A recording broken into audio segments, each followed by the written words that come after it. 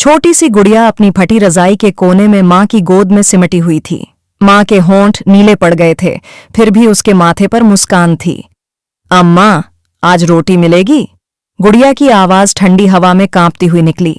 माँ ने एक पल को आसमान की तरफ देखा, फिर धीरे से बोली, हाँ बेटा, तेरा बाबू लाएगा ना? जरूर लाएगा। बाहर अमर बर्फ में नंगे पैर एक पुराने बोरे में लिपटा हुआ घर घर जाकर दरवाजे खटखटा रहा था। साहब, मेरी बेटी बहुत भूखी है और घर में कुछ खाने को नहीं है। कृपया मेरी बेटी के लिए एक रोटी दे दो। पर हर दरवाजे से या तो सन्नाटा आता या झिड़की, जा रे, खुद के लिए नहीं बचा, तुझे क्या देंगे? लेकिन अमर को आदत थी अपमान सुनने की, भूखे पेट नींद आने की और सबसे ज्यादा उम्मीद रखने की। उसे अपनी गुड़िया के भूखे पेट की आवाज सबसे ज्यादा सुनाई देती थी। कई घंटे बीत गए। अमर एक पुराने होटल के पीछे से एक आधी जली रोटी और थोड़ा सा चावल लेकर लौटा। उसकी उंगलियां नीली पड़ चुकी थीं, लेकिन आंखों में चमक थी। आज भूखे नहीं सोएंगे। घर क्या था? लकड़ियों और टाट से बना एक छोटा सा ठिकाना जो हवा में कांपता रहता। अंदर घुसते ही गुड़िया के चेहरे पर चमक आ गई। माँ, देखो ना, बाबा आ गए। और देखो, अपने साथ खाना भी लेकर आए हैं। मुझे तो बहुत देर से भूख लग रही थी। अच्छा हुआ जो बाबा जल्दी आ गए। माँ ने रोटी के टुकड़े 3 बराबर हिस्सों में बांटे। आज सब बराबर खाएंगे, उसने कहा, लेकिन वो खुद सिर्फ बच्ची को खाते देख रही थी। अगले दिन और ज्यादा ठंड। बर्फ अब झोपड़ी के अंदर घुसने लगी थी। लकड़ियां खत्म थीं, चूल्हा बुझ गया था। तीनों एक दूसरे से चिपक कर बैठे थे, जैसे सांसों की गर्मी ही अब जिंदा रखेगी। बाबू, हम किसी और शहर चले जाते। गुड़िया की मासूम आवाज आई। अमर ने बाहर की ओर देखा, जहां कुछ नहीं था, बस सफेदी और सन्नाटा। चलेंगे बेटा, पर पहले इस मौसम को काटना होगा। एक दिन ऐसा भी आया। बर्फबारी थम गई थी, लेकिन खाने के लिए कुछ भी नहीं था। अब माँ की सांसें तेज चलने लगी थीं। वो बीमार थी। ठंड और भूख ने मिलकर शरीर तोड़ दिया था। गुड़िया अब खुद अमर के साथ जाती। चाचा, एक टुकड़ा रोटी का दे दो। मेरी माँ बीमार है और हमारे पास कुछ भी खाने को नहीं है। बस एक रोटी दे दो। हमारे खुद के खाने के लिए नहीं है यहाँ, तुझे कहाँ से दूं? और ये मेरी दुकान है, कोई भिखारियों की जगह नहीं है। चल भाग यहाँ से। अचानक झोपड़ी के बाहर किसी ने दरवाजा खटखटाया। एक औरत खड़ी थी, मोटा कोट पहने, हाथ में थैला। मैं पास वाले शहर से आई हूँ। मैंने इस बच्चे को लोगों से खाना मांगते हुए देखा था, तो मुझे बहुत तरस आया, इसलिए मैं आप लोगों के लिए बहुत सारा खाना लाई हूँ। अगर आपकी इजाजत हो तो क्या मैं ये थैला आपको दे दूं? उसने थैला आगे किया। माँ की आंखों में आंसू थे। अमर ने थैला पकड़ा। उसमें रोटियां, आलू की सब्जी और एक कंबल था। वो औरत रोज आने लगी, कभी खाना, कभी गर्म कपड़े। नाम नहीं बताया उसने, बस यही कहती, हमें हमेशा दूसरों की मदद करनी चाहिए। अगर हमारे पास थोड़ा भी है तो उसमें से भी किसी गरीब को कुछ दे देना चाहिए। क्या पता आज हम जिसकी मदद कर रहे हैं, कल वही हमारी मदद करे। वो निस्वार्थ थी और चुपचाप मदद कर जाती थी। एक दिन अमर ने पूछ ही लिया, आप रोज इतना सब करती हैं, क्यों? वो बस मुस्कुराई। कभी मेरे साथ भी ऐसा ही हुआ था। किसी ने मुझे भी बचाया था। अब मैं वही किसी और के लिए कर रही हूं। उसकी आंखों में अतीत छुपा था, पर आवाज में एक सुकून था। ठंड धीरे धीरे कम होने लगी। रेखा अब थोड़ी तंदुरुस्त हो चुकी थी। उसके हाथ फिर से चलने लगे थे और उसने झोपड़ी के बाहर एक पुराना सिलाई मशीन रख दिया। गांव की औरतें अब उससे पुराने कपड़ों की मरम्मत करवाने लगी थीं। बदले में कभी आटा, कभी दाल, कभी लकड़ी मिल जाती। मैंने तुम्हें अपना पीला वाला सूट दे दिया है। इसे बहुत अच्छा सिलना, ऐसा सिलना कि मेरी सारी सहेलियां ये सूट देखकर जल जाए और मेरी बहुत तारीफ करें। गुड़िया अब स्कूल में पहली पंक्ति में बैठती। उसके कपड़े अब नए नहीं थे, पर साफ जरूर थे। उसे अब भूख नहीं सताती थी, बल्कि किताबों का लालच होता था। वो पढ़कर माँ बाप को सुनाती और वो ताली बजा देते। एक शाम चमत्कार वाली दीदी कुछ परेशान सी दिखीं। अमर ने पूछा, सब ठीक है? उन्होंने धीरे से कहा, शायद मुझे अब शहर लौटना होगा, काम का बुलावा आया है। आप सब लोग अपना ख्याल रखना। मैं बस यही चाहती थी कि आप सब अपने पैरों पर खड़े हो जाओ, और गुड़िया का तो बहुत बहुत ख्याल रखना। आप चली जाओगी, मुझे आपकी बहुत याद आएगी। हमें तो आपकी आदत सी हो गई है। ऐसा मत करो हमारे साथ। मैं कहीं नहीं जा रही। जब भी तुम्हें लगे कि अब तुम किसी और की मदद कर सकते हो, समझना मैं वहीं हूं।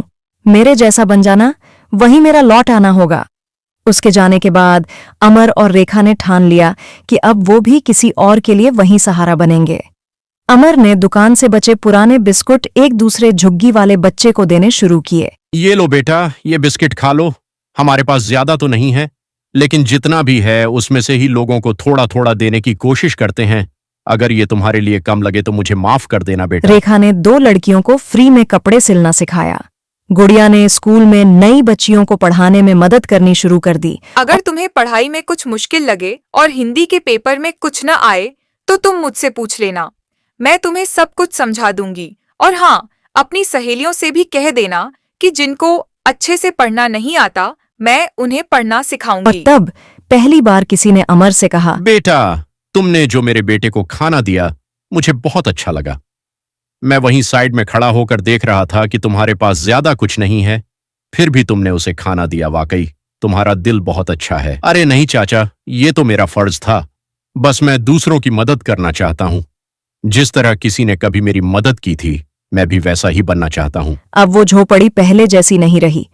दीवारों में टाट की जगह पुरानी चादरें हैं, फर्श पर बिछा टिन का पुराना दरवाजा है और कोने में जलता एक चूल्हा। गुड़िया अब 10 साल की हो गई है। वो रोज अपने पापा की दुकान पर बैठती है और जोड़ घटा करना सीख रही है। माँ अब पूरे गांव की बुनकर बन चुकी है। उसके बनाए गर्म कंबल, स्वेटर और चादरें अब आसपास के कई इलाकों तक पहुंचने लगी थीं। लोग कहते, इसमें माँ जैसी गर्मी है। लेकिन रेखा को पता था, ये सिर्फ ऊन की गर्मी नहीं थी, ये उन दिनों की तपन थी जब उन्होंने भूख और ठिठुरन एक साथ झेली थी। यह लीजिए बहन जी, मैंने आपका पूरा सूट सिल दिया है। बहुत ही अच्छा सिला है, आप इसे पहनकर बहुत खूबसूरत लगेंगी। मेरे पास और भी बहुत सारे सूट आए हुए थे, लेकिन मैंने सबसे पहले आपका ही सिला। शुक्रिया बहन। मेरी अभी नई नई शादी हुई है ना, तो मेरी सास ने कहा है कि हर रोज नए सूट पहनो।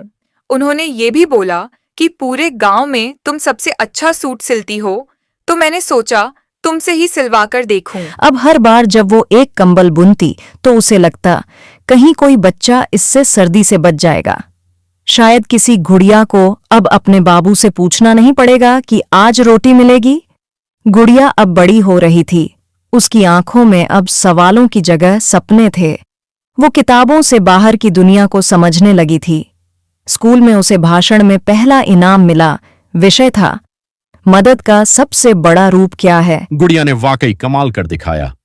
गुड़िया ने इस पूरे स्कूल में टॉप किया है और सबको ये दिखा दिया कि गांव से होने के बाद भी किताबों के लिए पैसे न होने के बावजूद मेहनत और लगन से पढ़कर अच्छे नंबर लाए जा सकते हैं।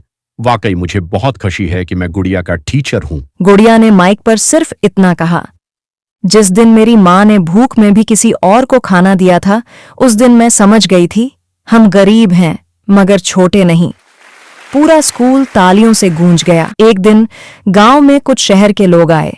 वो एक संस्था से थे। उन्होंने अमर, रेखा और गुड़िया की कहानी सुनी थी और चाहते थे कि रेखा गांव की और औरतों को हुनर सिखाए। आपका काम सिर्फ ऊन बुनना नहीं है रेखा जी, आप तो पूरे गांव की इतनी मदद करती हैं कि अब लोग आपको सिर्फ एक बुनकर नहीं, एक मिसाल मानने लगे हैं। हम नहीं चाहते कि आप यहीं तक सीमित रहें।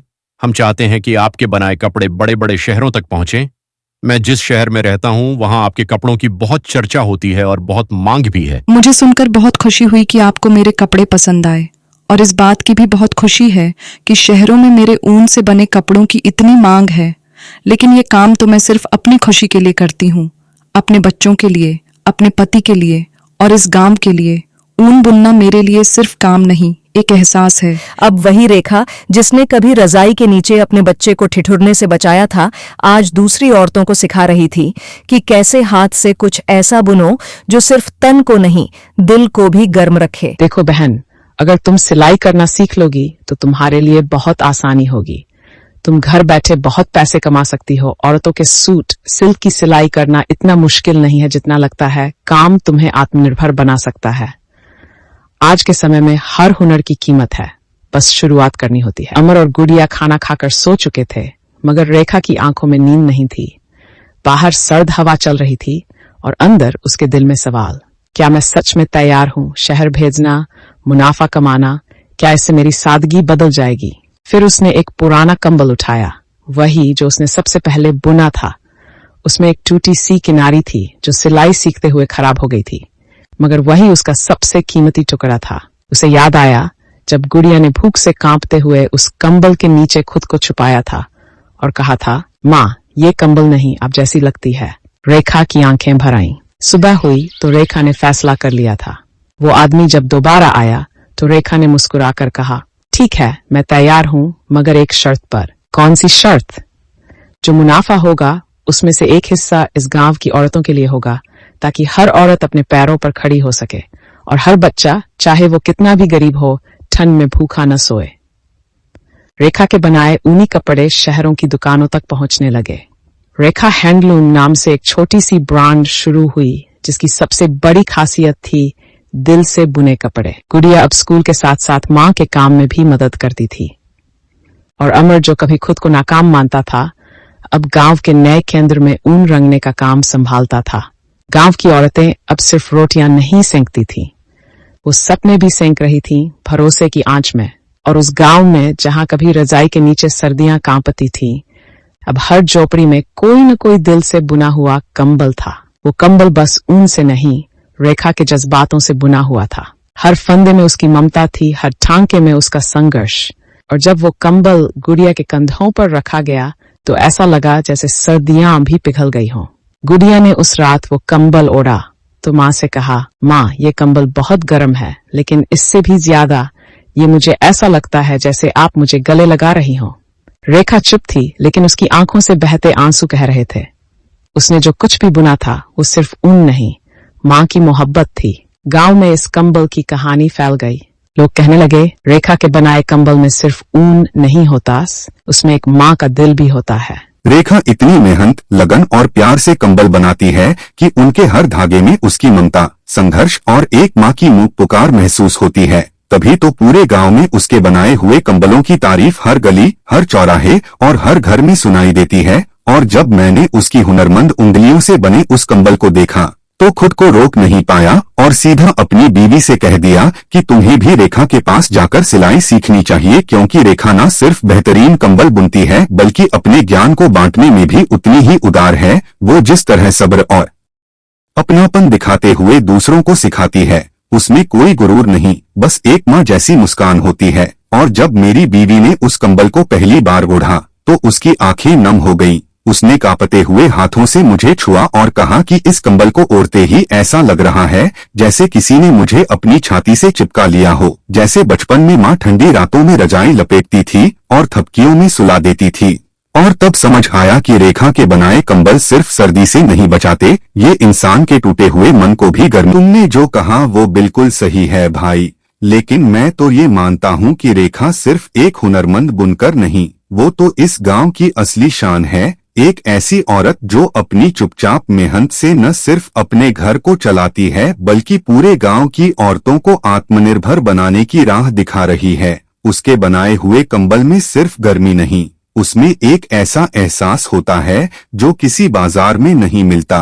और जब मैंने उसकी बनाई चीजों को हाथ में लिया तो लगा जैसे उनमें किसी के सपनों की नरमी हो, किसी के आंसुओं की चुपचाप ताकत हो। और जब मेरी बहन ने उसका बुना हुआ कंबल ओढ़ा तो उसने भी वही कहा जो तुम्हारी बीवी ने कहा, कि इस कंबल में किसी माँ की ममता है, किसी बहन की दुआ है और किसी मेहनतकश औरत की आबरू है। और जब मैंने खुद रेखा को सिखाते देखा तो उसकी आंखों की चमक और आवाज की कोमलता ने मुझे ये यकीन दिला दिया कि ये औरत सिर्फ ऊन से कपड़ा नहीं बुनती, ये उम्मीद बुनती है, इज्जत बुनती है। और उस इज्जत के ताने बाने इतने मजबूत हैं कि वक्त की ठंडी हवा भी उन्हें हिला नहीं सकती। धीरे धीरे शहर से एक महिला समाज सेवी भी गांव आई। उसे रेखा के कंबलों के बारे में सुनकर बहुत दिलचस्पी हुई। उसने रेखा से कहा, अगर आप चाहें तो मैं आपके दिल से बुने इन कंबलों को उन बच्चों तक पहुंचा सकती हूँ जो सड़कों पर ठंड में कांपते नहीं है, पर अब हर झोपड़ी में कोई न कोई रेखा बैठी है, कोई न कोई गुड़िया पड़ रही है और कोई न कोई अमर मेहनत कर रहा है। और जो औरत कभी बिना नाम के मदद करके चली गई थी, अब उसके बीच से न जाने कितने इंसानों के दिलों में इंसानियत उगाई है।